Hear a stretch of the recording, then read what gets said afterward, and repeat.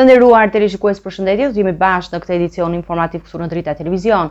Ju njohim me zhvillimet e ditës. Në seancën e dytë të Parlamentit të vjetër, procesi i zgjedhjeve të 11 majit zëvendësoi projekt ligjet në qendër të diskutimit. Përplasjet mes mazhorancës dhe opozitës për rezultatin elektoral sollën tension në sallë dhe përjashtimin e deputetit Flamur Noka. Socialistët festuan rezultatin, ndërsa nga ana tjetër demokratët folën për farsë dhe kërkuan përgjegjësi politike. Zgjedhjet kanë përfunduar por jo debati në tot. Në seancën e dytë të këtij parlamenti, përplasjet politike për procesin zgjedhor dominuan diskutimet, duke zbehur rëndësinë e agjendës në 12 projekt ligje dhe vendimet e rendit të ditës. Anulloni seancën, mblidhet korumi, plotësohet korumi dhe filloni seancën. Mos mendoni se kështu nuk shef kush dhe siç keni bërë zgjedhjet do të bëni dhe seancat. Nuk kërkohet quorum, vazhdojmë me seancën. Për proces verbalin, si nuk pas ka interes publik, funksionaliteti i parlamentit, po është plotësisht funksional, bëjni thirrje deputetëve tuaj të vinë në seancë. Zoja kryetare, nuk e di kush ta lexon rregulloren, shpresoj mos ta lexoj ai që kam unë në mendje, por sipas rregullores së kuvendit dhe të çdo organi kolegjal, nuk mund të fillosh mbledhjen e kuvendit pa pasur minimumi 70 deputet në sallë. Dhe ky është një rregull që është zbatuar në këtë kuvend edhe nga ju në cilësinë e drejtuese së kuvendit. Unë e kuptoj që ju e keni të vështirë ti mblidhni deputetët, por është përgjegjësia juaj që të nisni seancën vetëm kur në sallë të jenë të paktën 71 deputet prezent. Salla e kuvendit u shfaq me shumicën e karrikeve bosh, dhe kjo ishte përplasja e parë që pasoi. Socialistët me tonë triumfi analizuan rezultatin e 11 majit si një humbje të thellë të opozitës, duke i cilësuar akuzat për manipulime si justifikim të zakonshëm të humbësve. Për faqen tuaj të zezë, institucionalizuat këtë radhë tregun e votës.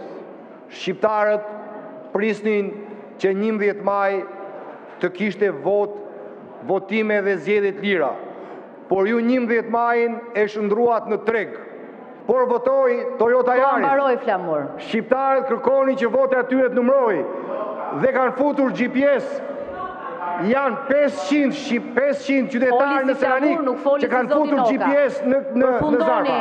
Janë 500. O Flamur, kjo që thua ti është vepër penale. Sepse identifikimi, gjurmimi i votës është vepër penale. Kjo që bën ti është dënueshme. Prisi yt legjendar këtë gjë e ka bërë me radhë nga 1997, pastaj në 2000-shin, pastaj në 2001-shin, në 2003-shin, pastaj me radhë 2015-ën, pastaj mësoi Lulin. Dhe unë kujtoja se Luli i thoshte nga vetja këto që pas çdo humbje lufta vazhdon. Ku dia unë se ja pas kam mësuar Saliu Lulit këtë lufta vazhdon. Por nga ana tjetër, demokratët nuk hoqën dorë nga qëndrimi i tyre. Zgjedhjet ishin një farzë e kontrolluar nga qeveria me administratë politizuar dhe përdorim të mjeteve shtetërore për qëllime elektorale. Polemikat e opozitës nuk u kufizuan vetëm brenda sallës, por fajsues të saj kanë ngritur zërin dhe në arenën ndërkombëtare, një veprim që nga Partia Socialiste u cilësua si antikombëtar dhe dëmtues për imazhin e vendit. Zgjedhjet e 11 majit nuk ishin as të lira, as të ndershme, as përfaqësuese. Ato ishin një proces i kontrolluar, një teatr pushteti, një simulakër demokracie. Partia Socialiste, Partia Shtet, Qeveria Shtet, Kryeministri Shtet organizuan jo një garë reale, zgjollën të ndërtojnë një proces të mbyllur, ku çdo element ishte i kontrolluar dhe i komanduar politikisht dhe shtetërisht. Dhe sipas OSBE Odirit, ju keni cënuar edhe lirinë e zgjedhjeve, edhe barazinë e zgjedhjeve. Edhe nëse nuk bazohet në zgjedhje të lira dhe të barabarta, i bie të bazohet tek ajo që thot raporti Odirit, tek mbështetja e elementëve kriminal. Që ne i pam në këto zgjedhje, ndryshe nga çdo zgjedhje tjetër, të dilnin edhe përpara kamerës dhe të kërcënonin dhe të intimidonin deputet të këtij kuvendi. Ku Shqipëria, atë që nuk guxon t'ia thosh Shqipërisë, as armiqt më të përbetuar historik të saj, dhe nuk guxon ta thot për Shqipërinë, as racisti më i fundit në Europë, atë guxon ta thot ai që quhet lideri i opozitës shqiptare. Dhe më vjen Në këtë atmosferë tensioni nuk munguan dhe përplasjet brenda vetë opozitës. Deputeti Dashnor Sula, i cili nuk ishte i përfshirë në listën për mandatin e ardhshëm, nuk ja atriboi përgjegjësinë humbjes së Edi Ramës, por lidershipit aktual Partisë Demokratike. Ai kërkoi publikisht dorëheqjen e kryetarit Partisë Demokratike duke thelluar ndasitë brenda grupit parlamentar. E vërtet është kjo, opozita i ka humbur zgjedhjet për shkak të vetvetes të radhë parë. Se kemi humbur mbi 205.000 vota krahasuar me vitin 2021. Dhe këtë nuk na bëri Edi Rama.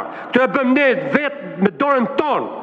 Kjo krijesë që ndërtove vetë, i jepi drejtim, tërhiqu, ti ke dhënë gjithçka sa partie, por këtë herë është e vërtet momenti që të shijosh me familjen, nipër e mbesa këtë energji që të ka dhënë Zoti dhe hapi rrugë shpëtimit Partisë Demokratike. Së dyti, Përqendrimi në debatin zgjedhor solli dhe pasoja konkrete. Flamur Noka u përjashtua nga seanca pas një përplasje me drejtuesen e saj. E ka mundësi, hajde je i përjashtuar nga seanca, hajde, vazhdo, je i përjashtuar nga seanca. Je i përjashtuar nga seanca, hajde, vazhdo tani, ik tani, hajde. Ky zhvillim është një sinjal i qartë, edhe pse zgjedhjet kanë përfunduar, tensionet politike do të vijojnë të mbizotrojnë agjendën parlamentare edhe në javët e ardhshme. Kryetarja e Kuvendit Elisa Spiropali vlerësoi pozitivisht raportin e fundit të Parlamentit Evropian për progresin e Shqipërisë drejt integrimit në BE, duke cilësuar vendimin si një shembull rajonal dhe model të reformave. Ajo kritikoi ashpër opozitën për përpjekjet që sipas saj dëmtojnë imazhin e Shqipërisë dhe gjithashtu kërkoi bashkëpunim politik për të adresuar sfidat e mbetura. Mazhoranca shqiptare ka pritur me optimizëm raportin e Parlamentit Evropian që vlerëson përparimet e Shqipërisë në rrugën e saj drejt anëtarësimit të Bashkimit Evropian. Në një reagim pas publikimit të dokumentit, kryetarja e Kuvendit Elisa Spiropali theksoi se eurodeputetët kanë identifikuar Shqipërinë si një histori suksesi dhe një vend lider në rajon për procesin e integrimit. Dje, Parlamenti Evropian konfirmoi edhe një herë se Shqipëria mbetet një histori suksesi, një vend pararoj për anëtarësimin dhe një shembull në rajon. Raporti nënvizon qartësisht angazhimin e qëndrueshëm të Shqipërisë ndaj reformave kyçe, përfshirë forcimin e shtetit të së drejtës, funksionimin e institucioneve të drejtësisë, të dala nga reforma, mbrojtjen e të drejtave themelore dhe të pakicave, si dhe përparimin në luftën kundër korrupsionit dhe krimit të organizuar. Megjithatë, kryetarja e Kuvendit u shpreh me kritika të forta ndaj kreut të opozitës duke akuzuar atë për përpjekje për të dëmtuar imazhin e vendit dhe për të shmangur përgjegjësitë politike. Dënoi me forcë përpjekjet e atyre që nuk po lën gjë pa bërë, kur pa lëvizur dhe fjalë të zezë pa thënë për vendin e tyre. Dhe kjo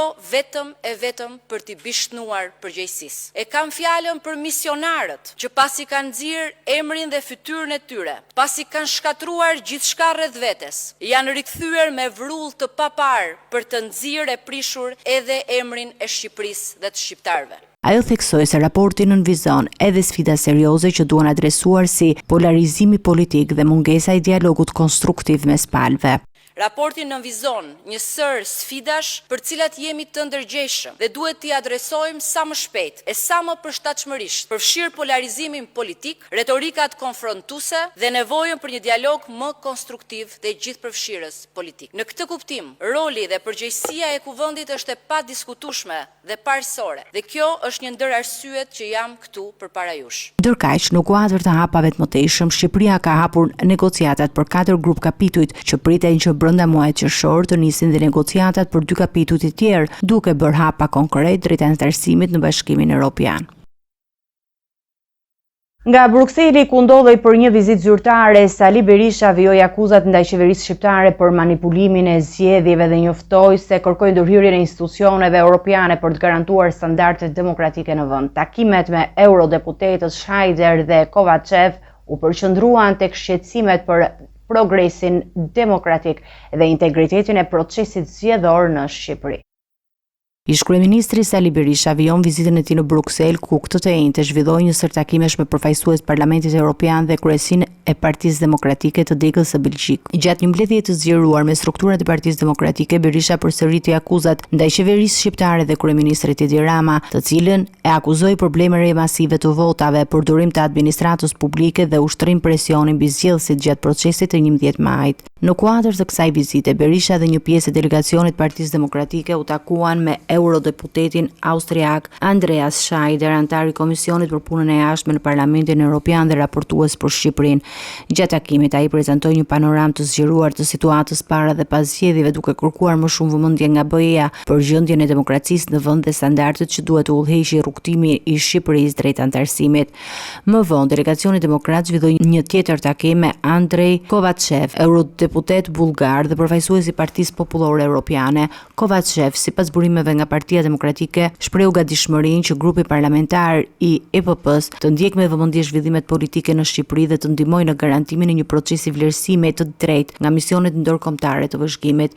Berisha pritet të vazhdojë kontaktet me faktorët ndërkombëtar dhe në ditët në vijim si pjesë e përpjekjeve për të ndërkombëtarizuar shqetësimet e opozitës lidhur me procesin elektoral dhe klimën politike në vend.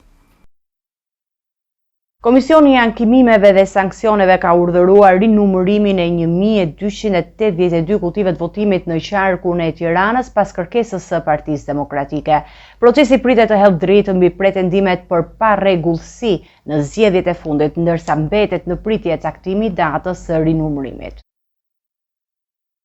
Komisioni i Ankimeve dhe Sanksioneve ka pranuar kërkesën e dy antarëve të Partisë Demokratike për rinumërimin e të gjitha kutive të votimit në qarkun e Tiranës. Vendimi vjen pas pretendimeve të opozitës për parregullsi të rënda në procesin zgjedhor që sipas tyre kanë deformuar vullnetin e qytetarëve.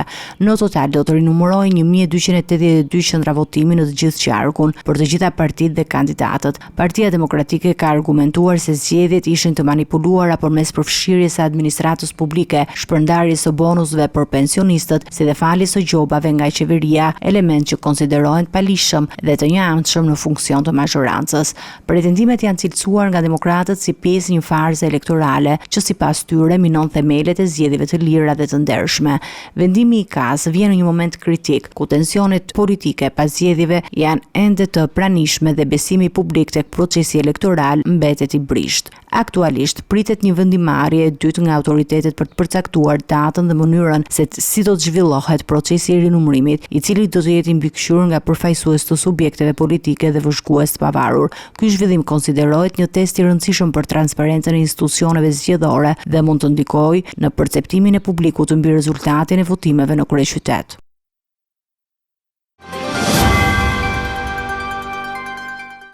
Gjiri i Durrësit është kthyer në një skenë reale operacionale ku forcat shqiptare, amerikane dhe vendeve të tjera aleate të NATO-s po zhvillojnë manovra ushtarake të stërvitjes Defender Europe 2025. Me një skenar të stimuluar ndërhyrje detare, anije luftarake, helikopter dhe dron monitorues testuan reagimin dhe bashkëpunimin ndërkombëtar në kushte të ngjashme me ato të një krize reale. Durrësi u pushtua nga forcat e NATO-s, anije luftarake, helikopter dhe një dron bajraktar u përfshin në një ndërhyrje të stimuluar në ujëra territoriale shqiptare në kuadër të stërvitjes ndërkombëtare Defender Europe 2025. Gjiri i Durrësit shërbeu si skenë reale për një operacion të ndërlikuar detar ku një anije dyshuar për shkelje të kufive detar u identifikua dhe u neutralizua nga forcat detare shqiptare dhe amerikane. Operacioni u shoqërua në zbritjen e forcave speciale nga ajri dhe ndërhyrje menjëhershme të njësive elitare në bord. Komandanti i forcave detare shqiptare, Nën Admiral Adnan Agastra, deklaroi se stërvitje të tilla zhvillohen çdo 2 vite dhe janë drejtuar nga komanda detare e Shteteve të Bashkuara të Amerikës për Europën dhe Afrikën. Ai nënvizoi rëndësinë e koordinimit shumëkombësh dhe përgatitjet për skenar real të kërcënimit. Stërvitja Defender Europe 2025 ka si qëllim forcimin e aftësive të NATO-s për të vepruar në kushte reale duke përdorur kanale ajrore, toksore dhe detare për të garantuar mbrojtjen e infrastrukturës kritike dhe linjave strategjike të komunikimit. Ajo mbështetet në nenin 5 të traktatit të NATO-s, i cili parashikon mbrojtjen kolektive të çdo vendi antar në rast sulmi. Përveç Shqipërisë, në këtë stërvitje është përfshirë edhe Kosova, ndërsa manovrat do të zgjasin deri në 9 qershor. Ecime të tjera zhvillime. Një dëshmi tronditëse ka ardhur nga një bashkëpunëtorët më të rëndësishëm të drejtësisë në dosjen Plumbi i Art, Erion Alibej, i njohur si dëshmitar i mbrojtur, ka rrëfyer përpara gjykatës së posaçme se si i zhgënjur nga institucionet shtetërore u detyrua të jetonte vetë për vrasjen që goditi familjen e tij. Ai rrëfen jo vetëm mënyrat se si përpiloi dosje të tëra mbi lëvizjet e grupeve kriminale në Elbasan, por edhe mënyrën se si porositi ekzekutime hakmarrëse në një spirale gjakmarrjeje që shtrihet për te një dekade. Në një nga dëshmitë më të forta të dëgjuara ndonjëherë në sallën e gjykatës së posaçme, Erion Alibej, i njohur tashmë si një nga dëshmitarët kyç të drejtësisë në Shqipëri, rrëfeu jetën e tij në hije midis krimit dhe zhgënjimit nga shteti. Ai ka treguar se pas vrasjes së vëllait të tij, humbi besimin tek drejtësia dhe mori rolin e hetuesit për të zbuluar vetë autorin. Unë kisha sistemin TIMS që kontrolloja gjithçka doja. Fillova të identifikoja njerëzit që besoja se ishin të përfshirë, çapjat, qosjet, dumanin. I mbaja me fotografi dhe kontrolloja çdo lëvizje të tyre. Ishte një rrugë që e bëra vetëm, sepse po humbisja besimin tek shteti, u shpreh Alibej përpara trupit gjykues. Sipas dëshmisë, Alibej kishte marrë informacione që lidhnin figurat e rëndësishme të policisë dhe politikës me strukturat e drejtësisë në Elbasan. Ai përmendi një takim mes Abedi Mamës, Ardi Veliut dhe Tonim Vocajt, që sipas tij përkoi me lëvizje të dyshimta të emërimeve në drejtoritë vendore të policisë. Në dëshminë e tij, Alibej përshkruan se si nisi të ndërmerte veprime të rrezikshme në kërkim të së vërtetës. E kanë bërë vetë hetuesin, prokurorin, gjyqtarin, pasi më vran djalin e Dajës isha në kërkim. Dalja ime nga shtëpia ishte vetëm për dy gjëra, për të mbrojtur familjen time dhe për të gjetur ata që na kishin goditur. Dilja me motor, si shpërndarësh, picash dhe hetoja vetë në terren, deklaroi ai. Kur vendosi të vetëdorëzohej, pretendon se i u afrua drejtësisë me besim, duke i dhënë të gjitha të dhënat që kishte grumbulluar. Personi i parë që informova ishte Leonard Palushi. Më pas, në paraburgim, më erdhi një prokuror që më akuzonte për vrasjen e Xhoni Rustës dhe Erit Vansukës. I dhash çdo informacion. Unë kisha thënë që ekzekutorët kishin ndjekur fëmijët e mi në shkollë, madje edhe nënën time deri në Varreza. Shteti nuk bëri asgjë. U la hapësirë që grupi atentatorëve të vazhdonte. E ne kishim marrë një herë në 6 muaj, shtoi ai me revolt. Në një moment tjetër të rrëfimit, Alibej pranon se ka porositur vrasje me pagesë si pjesë e hakmarrjes për humbjen që pësoi familja e tij. Ai përmend me emër viktimat dhe pagesat që janë bërë për vrasjet me pagesë. Ishte shumë e rëndësishme të vritej Dorian Shkoza. Ai ishte krahu i djathtit të Aloçelës. Një natë më vjen mesazh nga Nuredini. Vëlla, mbaroi pari, shiko televizor. Dhe pas ishte vrarë Shkoza, edhe një tjetër, Angelo Avdia. Për këtë të fundit nuk isha dëgjuar më parë. I thash Nuredinit, po ky pse? Më tha, edhe ky ishte i tyri. Për vrasjen e Shkozës i dhash 50.000 euro. Më pas i dhash edhe 100.000 euro të tjera për ekzekutimin e Altin Docit, tregoi Alibej. Ai pohon gjithashtu se në atë periudhë kishte lidhje me një person të quajtur Hoxha në zonën e Freskut, i cili e ndihmonte për të siguruar armë përmes Aleksander Bahos. Dëshmia e Alibejt ka shkaktuar tronditje të thellë jo vetëm në përmbajtjen kriminale, por edhe për implikimet e mundshme të strukturave të shtetit që sipas tij nuk vepruan as për ta mbrojtur as për të ndalur serinë e atentateve. Erion Alibej është një nga personat kyç me dosje voluminoze, Plumbi i Art, ku janë përfshirë emra të njohur të botës së krimit dhe dyshime për lidhje me persona në polici e drejtësi. Dëshmia e tij pritet të luajë një rol vendimtar në zbardhjen e ngjarjeve më të rënda kriminale të dekadës së fundit në vend.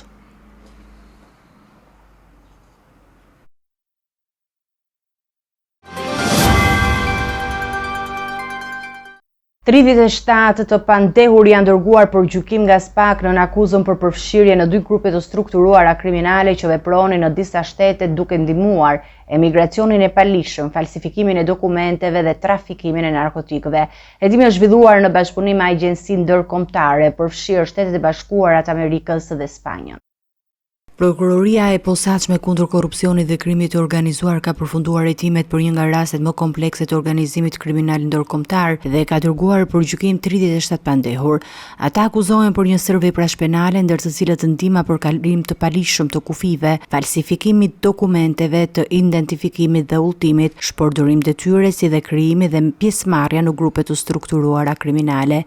Sipas SPAK, grupet kriminale kanë vepruar aktivisht gjatë viteve 2021 2022 deri në vitet 2024, duke ndihmuar shtetas shqiptar të kalojnë ilegalisht kufi toksor, detar dhe ajror drejt vendeve si Mbretëria e Bashkuar, Shtetet e Bashkuara të Amerikës dhe Kanadaja. Të dy grupet përdornin dokumente të falsifikuara të vendeve të Bashkimit Evropian dhe organizonin udhëtime përmes agjensive turistike Domi Travel dhe Boris Travel. Hetimet zbuluan gjithashtu një ambient të përshtatur në Tiranë për prodhimin e dokumenteve false, ku sekuestruan 37 vula institucionale, dokumente të falsifikuara, pajisje teknologjike, shuma të mëdha parash dhe monedhave virtuale. Organizatorët kishin ngritur edhe skema për përgatitjen e aplikantëve në intervista për viza në mënyrë që të krijonin përshtypjen e rrem të besueshmërisë përpara autoriteteve konsullore dhe vendeve perëndimore. Ky operacion është përshtatur nga një bashkëpunim i gjerë ndërkombëtar përfshirë autoritetet gjyqësore të Spanjës, agjencitë amerikane të sigurisë dhe struktura ligjzbatuese në disa shtete të tjera.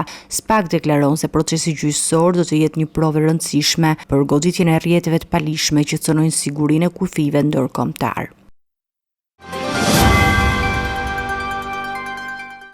Në prag të ndeshjes ndërkombëtare mes Shqipërisë dhe Serbisë, policia e shtetit ka hartuar një plan masash të veçanta për garantimin e rendit dhe sigurisë para, gjatë dhe pas takimit. Masat përfshin kontrolle të rrepta për tifozët, eskortimin e ekipeve dhe kufizime trafiku në zonën përreth stadiumit.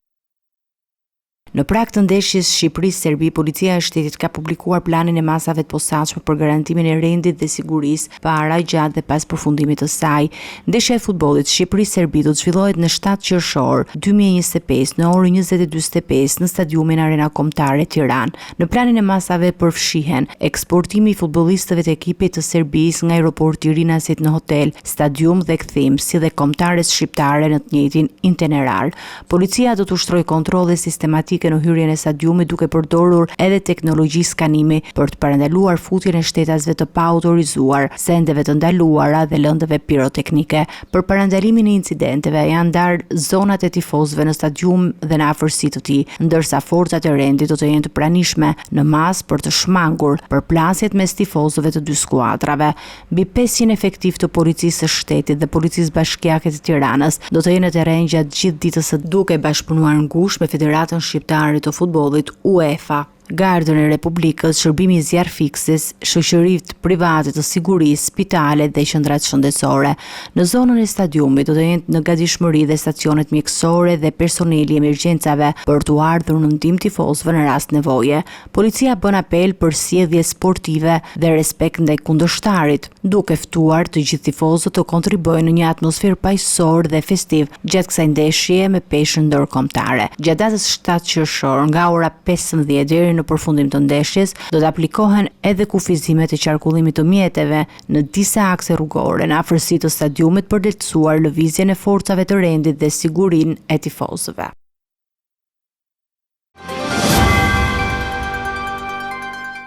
Të nderuar televizionistë, do të jemi me parashikimin e motit.